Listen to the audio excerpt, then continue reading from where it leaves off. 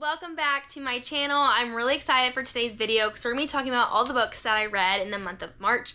I read 7, DNF'd 1, started 3 more. I fell in love with new authors. I have new favorite books. And so I'm just really excited for this lineup. I think it was just such a really good reading month. And I hope that maybe this will persuade you to read some of these books that have possibly been on your TBR as well, or you'll see some new books that you haven't seen before and then add them to your TBR. I promise there's some really good ones in this stack of books, so let's go ahead and go through them.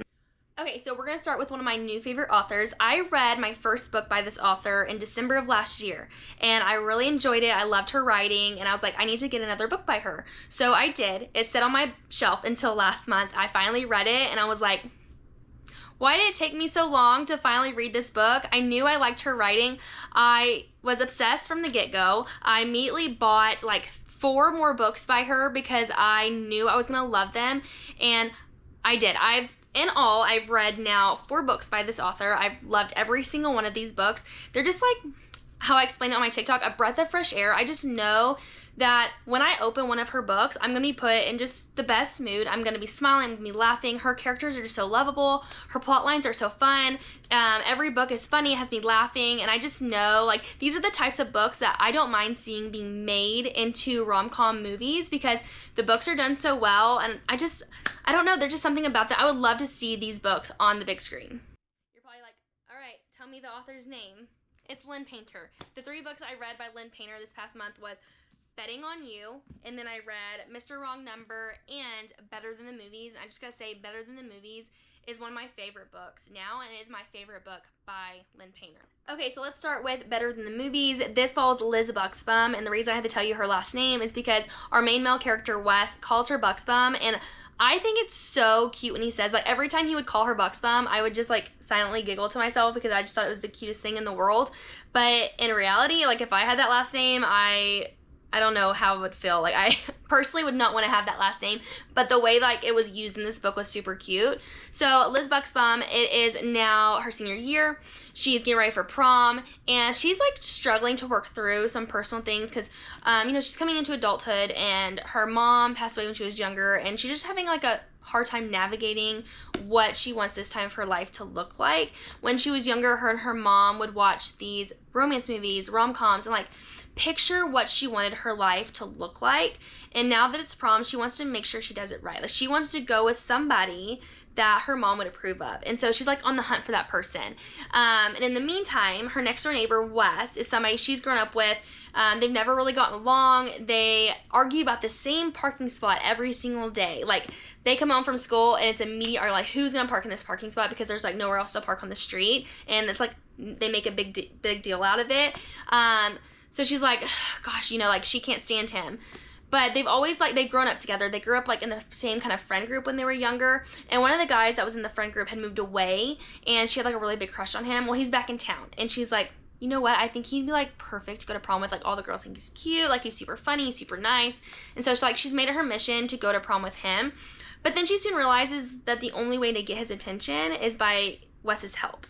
So they have to strike a deal. He promises to help her in exchange for something else.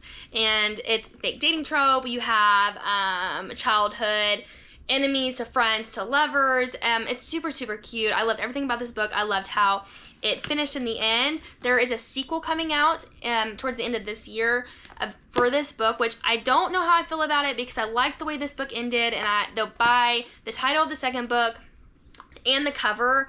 I think it's a second chance romance, and I'm not super excited about it. However, I do love this book, and I will be reading that one because I have to know what's going to happen to these characters. I did rate this book 4.5 stars. I was kind of upset because I really wanted Wes's POV, and we didn't get it, and I feel like that would have made the book just so much better. But I did quickly find out that you can get a novella in his POV from this book on her website. So if you're looking for that, that's where you can find it. And then I read Mr. Wrong Number. This is her first adult romance that I've ever read. And if I didn't tell you, this one's a YA, which obviously, like, they're in high school. But this is an adult romance, and this is the only adult romance that I've read by Lynn Painter. And I will say I gave this one 4 stars. And the reason I gave this one 4 stars is because it was kind of slow in the beginning for me. I don't know, there's something about the beginning I wasn't crazy about, but then when it picked up, it really picked up, and I quickly became, like, Again, obsessed with this book. I love these characters a lot. This book follows Olivia. She goes by Liv, and she is just like a train wreck. Everything bad happens to Liv, and everyone knows it. She knows it. Well, her boyfriend has cheated on her, and she is like in the process of burning all these letters by him at the beginning of the book, and she burns her apartment building down. And while this is happening, this crisis, she gets a text message from an unknown number asking, "What are you wearing?" Yeah, I don't know about you, but if I get a text message like that, it's an immediate block. I am inside closing my window blinds, locking my doors. Like, it would freak me out. But for Liv, it didn't freak her out. She responded. And so she starts texting this person for a while. She has no idea who this person is, but she has developed like a cute little funny relationship with this person, and they just text back and forth every now and then. And in the meantime, she's having to go and live with her brother. She no longer has a place to live because she burned it down. And her brother has a roommate who happens to be his best friend, who she's never gotten along with. But this book was super cute. I really enjoyed it, and this has made me want to read some more of her other adult romances. Okay, and then I read Betting on You by Lynn Painter, and this is probably one of the funniest ones I've read. I think the banter in this book was one of my favorites. This is another YA romance by her, and I love this cover. I think all her covers are so stinking cute, and I just love like reading the book and then going and looking at the covers and figuring out like what scene that might be from.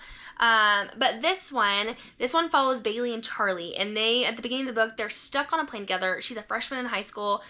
She's going from her dad's back to her mom's. They're going through a divorce, and so she's already like in a bad mood, but he just happens to put her in a worse mood because he's obnoxious and is doing like everything he can to like get on her skin. And so she just cannot wait to get off this plane to get away from this guy. And a couple years later, she happens to run into him again, and now they work together. So she is stuck. They are forced proximity, if you will say. They are forced to be with each other. And during this time, they realize that they're both going through similar problems in their life. They kind of help each other through that, and they develop this friendship through it. And I just really loved seeing that. I loved seeing how the friendship grew and how they got to know each other. And they're just like different than what they expected. And I loved that part of the book where it goes to, you know, oh, I don't really know you. And then they become best friends. And then things spark from there, and that's what this book is. And I just thought it was super cute. There's just something about Lynn Painter's books. I just know, like, if you are in a bad mood, I promise you, if you open a Lynn Painter book, you're instantly in a better mood. Like, I would recommend any and all of her books. Like, it is my mission to read every single Lynn Painter book, so that way I can force everybody else to read, or try to persuade everyone else to read Lynn Painter's books, because her writing is just, it's my favorite. Okay, and then I read a book that I knew what I was getting myself into. I was warned. I saw it on Book Talk, but I needed a book where I was going to have my heartstrings pulled, because sometimes I just need that as a reader, because not a lot of books can do that for you. And I was just in search of one, and I landed on this one. I actually had this book on my shelf for like a year, and I finally picked it up. I wanted to read it a year ago, and I was like, you know, I didn't want to cry, because going into this book, you know that the main male character is going to die. Like, you're reading up to that point, and just knowing that, like, breaks your heart from the get-go, when you don't even know these characters yet. Just the thought of it is just so sad. So I decided to read it. And then I was like, why did I do this to myself? Like, once I read it, like, at the end, I was like, oh my gosh. But then I went and bought the second book because I want to put myself through it again. Anywho, okay, so this follows two people, Autumn and Finn, and their moms are best friends. So when they're born, they're like instant best friends, because they're forced to do everything together. They grow up with each other. They do everything with one another. They celebrate Christmas, Thanksgiving, like all the things. Yeah, they're best friends, and they grow up, and you get to the time for them to go into high school, and it covers all 4 years of high school. And something happens that kind of breaks them apart at the beginning of going into high school. And so they're like trying to navigate their way back to each other, but also like things that they're dealing with in their personal lives. And something that I really wish I had in this book, you only have Autumn's POV. I really, really wanted Finn's POV also. I just felt like it would have made the book so much better. So when I found out we were getting the second book, I was super excited, because the second book has Finn's POV. And while I was reading this, I just kept thinking to myself, we really need it. I just felt like we would have had like a better picture as to why some things were going on in this book. The writing is very different. It's very young. It's almost as if Autumn is telling the story like to us rather than the author herself, which I kind of liked, because Autumn's character likes to write, and so it just kind of made the story feel more real.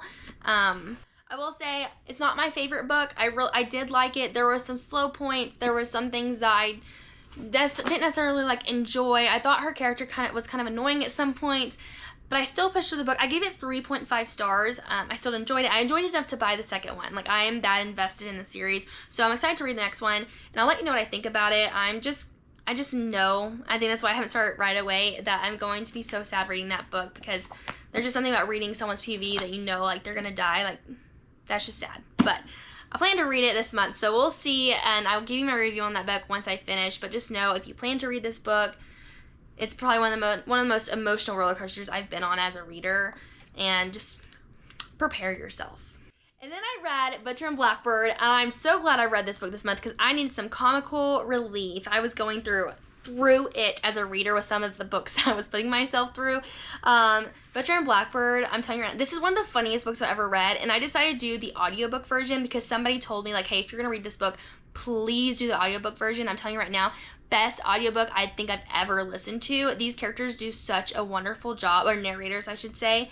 If you don't know what this book is about, I think it's going to be a trilogy. This is the first book in the trilogy, and this follows 2 serial killers who kill other serial killers, and it is so funny. I will say that if you plan to eat anything, don't do all reading this book. There are some nasty things that happen in this book that make you question certain things that you like to eat, and I don't know, it's something about it, it's nasty, so just be ready for that also.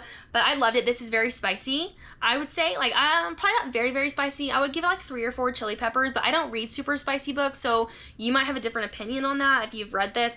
But it is pretty spicy, but I really like these characters. The second book is going to follow 2 characters that we met in this book, and I'm hoping that we're going to get glimpses of these 2 characters and what's going on in their lives when we read the next one. I think we will, because the best friend is who the second book is about. So we'll see. I really enjoyed this book. It's really a really quick read, but if you're gonna read it, please do the audiobook. I'm telling you, it's just like a different experience. I think you would just enjoy it more than reading the physical copy. Like, I'm sure it's good reading the physical copy, but I promise you, I just know the audiobook is just 10 times better. I also read Arrow Broken Fate by Mads Rafferty. This is another book that I've had on my shelf for quite a long time. I kept wanting to get around to it, I just never did because she's super thick. I ended up reading this on my Kindle. It's on Kindle Unlimited, so if this is something that's been on your radar, you can get it there if you have Kindle Unlimited. I've been really loving reading on my phone lately, so I read it off the Kindle on my phone, and it helped me read it so much faster. I love doing that because I can just pull my phone out if I'm just sitting somewhere and I can just be reading. Yeah. So, Arrow Broken Fate, this is an adult fantasy. There is some spice in this book, but you don't really get to the spice until you get about 75% the way into the book. So you have Delilah, and Delilah is the heir to the throne. She is the daughter of the king. He is cruel. He's awful to his people. He's awful to her. She has suffered quite a bit of abuse by him. And so she is like desperate to find some type of relief for not only herself but for her kingdom, trying to just figure out what she can do to save everybody from her father. And she lives in these lands where they know that the Fae used to exist, but they no longer do. But then something happens and she realizes maybe they are still alive. Maybe something has happened, they're still alive, and there's a way to get to them. And maybe if I get to them, they'll help save my kingdom from my father. And so that is pretty much the synopsis of the book. You do have some romance in here, and I do really love the romance. The one thing I said that I didn't like about this book, I don't want to say I didn't like about this book, because I did like the book.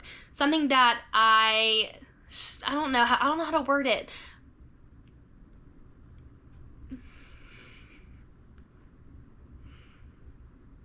The problem, maybe let's go with that. A problem I had with this book was that it was almost too exact when it comes to ACOTAR. Like, there were things that happened in this book that was like, I felt like I was reading ACOTAR again, and it was just like a copy and paste, I feel like. And so I didn't really have like the shocking factor. I wasn't surprised about things that were happening in this book because it was kind of like laid out almost identical in some ways to ACOTAR. Now, some people love that. Some people read ACOTAR, and I read ACOTAR and I loved it. And I, also say, like, if it's like ACOTAR, like, I want to read it also. But like, this was almost like too much like ACOTAR for me. Like, I just know, like, and if you know the author, which I follow her on TikTok, I think she's so sweet. I love how much she promotes her book. I think that's awesome, and that's another reason why I read it, and I think she did a really good job. And this is her first book, and I do plan on reading the second one. What was I saying? Oh, okay, so what I was saying is the author really loves ACOTAR, and like, she's expressed how much she loves it, and so I don't know if maybe it has something to do with why this book is like very, very similar to it. I don't know. But a lot of people are like, try to find books that are very similar to Agatha. So if that's somebody that, if you are somebody who is in search of a book that is pretty similar to it, this is the book for you. Since this is her first book, the writing does feel kind of young, so that's why I'm excited to read the next one, because I am wanting to know what's going to happen with these characters, with where this first book left off, but also to see the growth in her writing.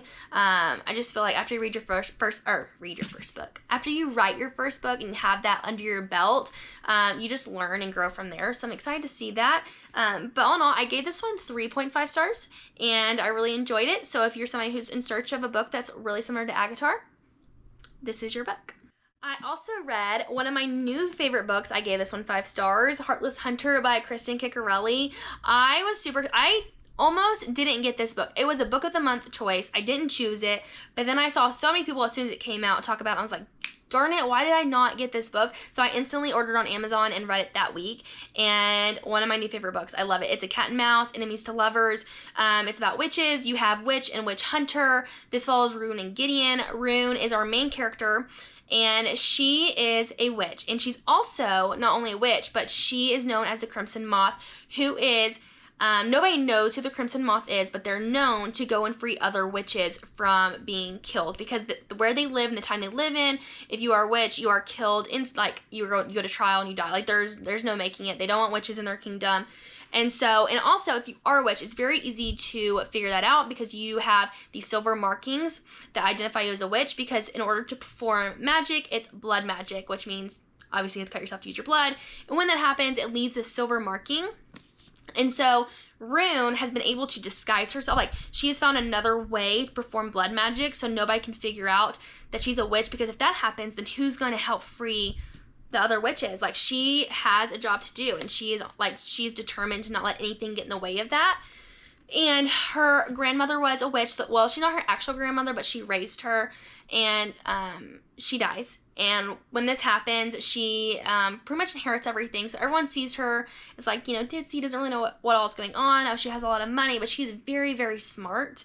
And she plays it off that way because she doesn't want anyone to suspect who she actually is. And she gets word that someone that was very important to her grandmother has been captured, because she's a witch, and she's going to be put on trial, and she's going to be executed. And so she is trying to figure out where they're holding her so she can go and free her. And so in order to do that, she needs to get close with the witch hunter, who happens to be her best friend's brother. So she decides, okay, I'm going to fake court him so I can get close, maybe get some intel onto where they're holding her and free her. While at the same time, our witch hunter, Gideon, has kind of suspected her. There's some things that have happened where he's thinking, okay, either she is the Crimson Moth or she's in ties with the Crimson, like she is helping them.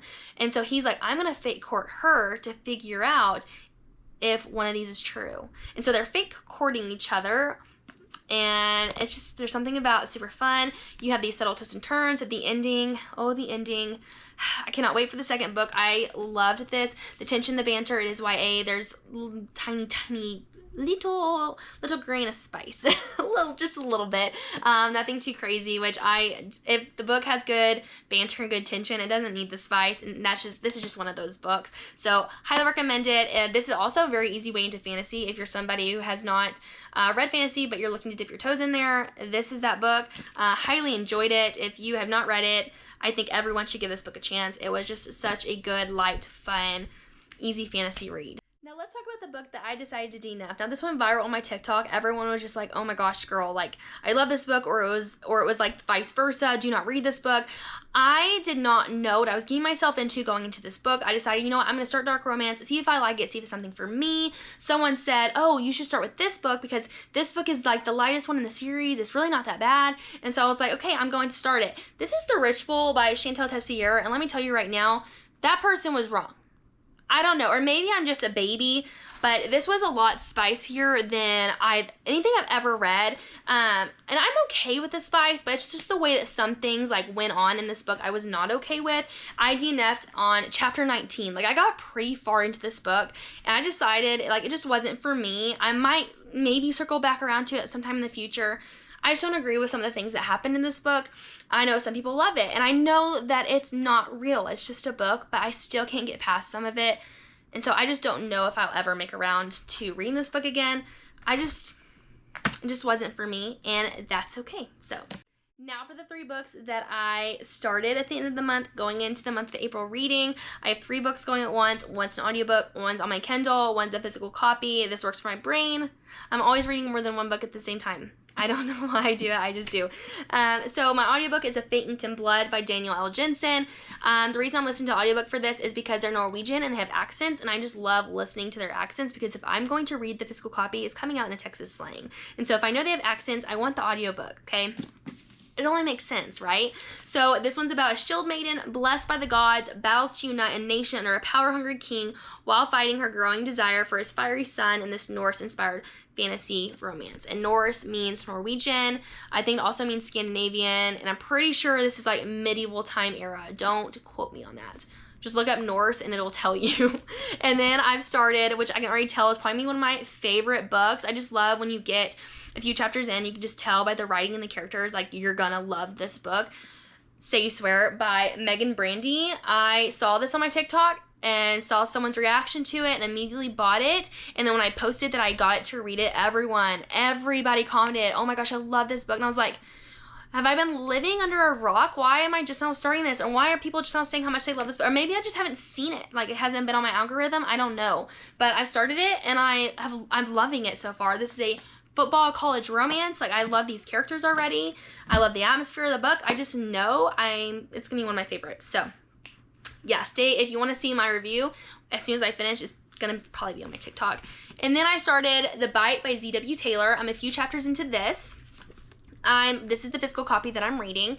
This is about a woman who is fleeing an abusive relationship, and while this is happening, something happens. I haven't gotten to this point yet, and she's bit and she's turned into a werewolf, and that is super exciting to me because usually it's like the guys are turning into werewolves, but this is about a girl turning into a werewolf. So I was immediately intrigued. It's something different, and I like different.